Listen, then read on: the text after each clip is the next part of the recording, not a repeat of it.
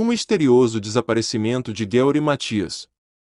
Há quase 41 anos, o desaparecimento de 5 homens diagnosticados com um nível pouco acentuado de esquizofrenia e retardo mental, com idades entre 24 e 32 anos, permanece um mistério perturbador para as autoridades que investigaram o caso e para os moradores de uma cidade do Missouri, nos Estados Unidos.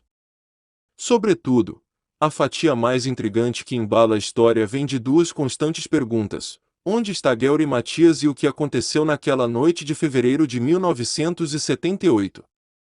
Assim os 5 homens eram chamados por seus pais, com quem todos moravam, e pelos vizinhos.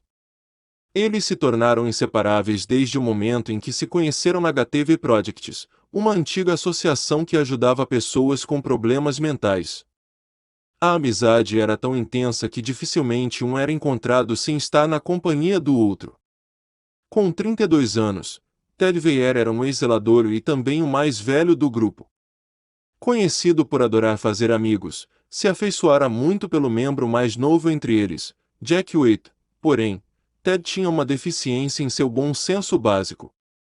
Segundo seu irmão Dallas, certa vez ele gastou $100 em lápis sem motivo algum, além de questionar instruções simples e não assimilar bem a realidade. Diagnosticado com esquizofrenia, sua vida era controlada por medicamentos. Jack Waite, de 24 anos, era o que tinha a condição mais acentuada entre os 5. Não sabia escrever nem ler, era tímido, tinha problemas graves de fala e dificuldades até para discar um telefone. Era totalmente dependente de sua mãe e de Ted Weir, que conhecia há 8 anos. Bill Sterling, aos 29 anos, trabalhou na base aérea de Beale como lavador de pratos na década de 70, mas acabou saindo devido às torturas que os aviadores o submetiam, como embriagá-lo para lhe roubar ou trancá-lo nos locais por vários dias.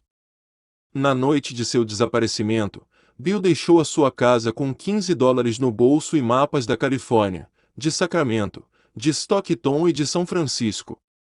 Jack Madruga, de 30 anos, trabalhou como lavador de pratos na empresa Sunsvea Gravers. Apesar de possuir um leve atraso mental, conseguia administrar o seu dinheiro. Gary Matias e ele eram os únicos com carteira de motorista. Gary Dali Matias, de 25 anos, teve uma vida diferente. Era vocalista de uma banda local, jogou futebol no fim de 1960 e no início da década de 70, foi servir ao exército na Alemanha Ocidental. Lá ele teria desenvolvido graves problemas com drogas e ao longo dos anos acabou sendo diagnosticado com esquizofrenia. Apesar do tratamento, durante as crises ele tinha um comportamento violento e chegou a ser preso 2 vezes por agressão. Amantes do esporte, os 5 homens sempre assistiam ou jogavam alguma modalidade quando juntos. Por isso, no dia 24 de fevereiro de 1978, com Jack ao volante, eles decidiram ir até a Universidade do Estado da Califórnia, em Chico, para assistirem a uma partida de basquete de seu time favorito, o UC Davis. Um frio impiedoso a ponto de nevar fustigava o norte da Califórnia naquela noite de sexta-feira. Muito embora todos tivessem motivos para permanecer em casa, felizes após a vitória de seu time, os 5 homens entraram no carro e passaram no Bears Market, uma loja de conveniência, por volta das 22 horas, para se estocarem de lanches para a volta para casa. O dia seguinte seria grandioso, pois jogariam pelo HTV Projects e conheceriam a atriz Sally Struthers. Mas eles nunca mais voltaram. O fim de semana passou, e eles não retornaram. Nada se soube sobre eles até 28 de fevereiro, quando um funcionário do Serviço Florestal dos Estados Unidos encontrou o carro turquesa e branco de Jack Madruga quase soterrado pela neve, enquanto cortava madeira na Floresta Nacional de Plumas. No interior, várias embalagens de lanches e apenas uma ou outra ainda inteiras. Havia um quarto de gasolina no tanque, e o carro estava funcionando. A floresta era um local inóspito, muito acidentado e com estradas irregulares. Enquanto os veículos de resgate sofreram vários danos, o carro de Jack não possuía um arranhão sequer, levando os investigadores à conclusão de que a pessoa sabia dirigir no escuro e em um lugar tão imprevisível. Jack não deixava ninguém tocar no carro, nunca viajara para a região e detestava acampamentos. Por 4 longos meses, os oficiais reviraram os montes de neve na trilha de pistas falsas e deduções que não levaram a lugar algum. Joe Shones, de 55 anos, que estava na região para ver as condições do local onde iria acampar com a família, disse ter visto 5 figuras caminhando na linha da neve por volta de 5h30, após ficar preso. Porém, ele admitiu ter tido alucinações após experimentar os sintomas do que acreditava ser um ataque cardíaco. Foram mais de 6.000 horas de buscas com o auxílio de cavalos, helicópteros, cães e até socacas, caminhões próprios para a neve, à medida que a primavera derretia o gelo das imensas árvores e piorava o labirinto caótico que a floresta era. Então, no dia 4 de junho, um grupo de motociclistas detectou um odor fétido a cerca de 30 quilômetros de onde o carro de Jack foi encontrado. No local, por trás de 5 árvores caídas, havia um trailer velho com a janela quebrada. Em meio a móveis, roupas, latas vazias e comida estragada, estava o cadáver de Ted Weir. Ted Weir foi encontrado sob 8 camadas de cobertores e com as mãos descansadas sobre o peito.